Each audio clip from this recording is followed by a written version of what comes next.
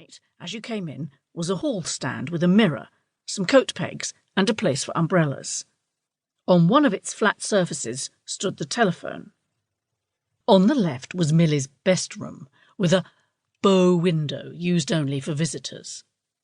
Ahead was the staircase leading to the tenants' landings, and to the left of the staircase a short passage leading to Milly's sitting room, kitchen, bedroom, and its adjoining conservatory and her back garden, which was good and sizable for a London house. These streets had been built for merchant families of the past century. Upstairs on the first floor was a bathroom and furnished rooms let to 2 single tenants and a couple. In the front bed-sitting room, which also had a bow window and a small kitchen adjacent, lived the couple Basil Carlin and his wife Eva, both approaching 40 and without children. Eva was a part-time infant school teacher. Basil, by his own definition, was an engineering accountant. The Carlins were unusually quiet.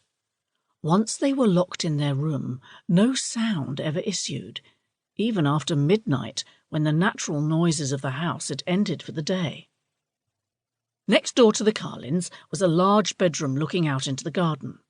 It had a wash basin and a gas ring, with the usual dark steel box beside it with slots for pennies and for shillings.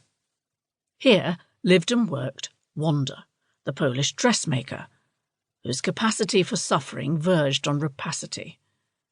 But Wanda Podolak was generous of heart, even though she could never admit to an instant of happiness. She had many visitors, some clients, her ladies she called them, volubly having their dresses fitted, some compatriot friends, some of whom she described as enemies. Most of her visitors came from 6 o'clock in the evening onwards, after their hours of work, the clients being given preference over the friends and enemies who had to wait on the landing till the fittings should be over. When Wanda entertained, she didn't put away her work. The buzz of her sewing machine went on intermittently, together with the sonorous Polish voices of the men, the clamour of the women, and the clatter of cups and saucers as tea was prepared. The Polish conversations seemed all the louder for being unintelligible to anyone passing Wanda's door. At the far end of the first landing was a smaller room, occupied by Kate Parker, a 25-year-old district nurse, small, dark, plump, with round blackbird-like eyes and white gleaming teeth. She was a Cockney.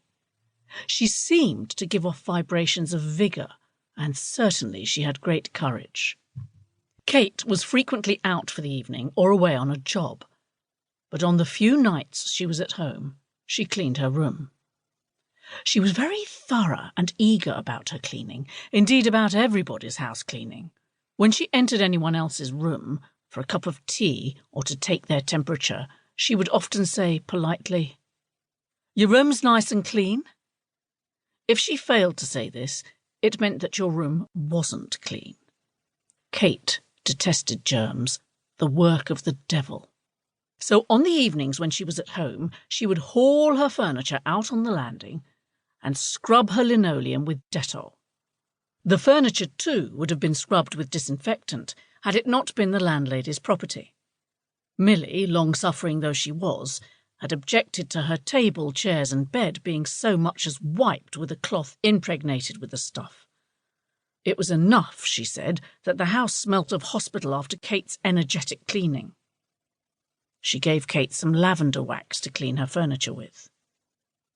It was impossible not to know that Kate was at home for the evening by the bumping and dragging of the furniture onto the landing and the mixed reek of lavender and disinfectant. Kate vowed that when she had the money saved up and a place of her own, it would be furnished with white-painted washable wood. Kate was strict and proud about her savings. They went into the post office. She kept, in a cupboard in her room, a series of little boxes with ready money in them. They were respectively marked electricity, gas, bus fares, lunches, phone, and sundries. Kate manicured her nails very carefully before going to bed, after the cleaning and hauling was over.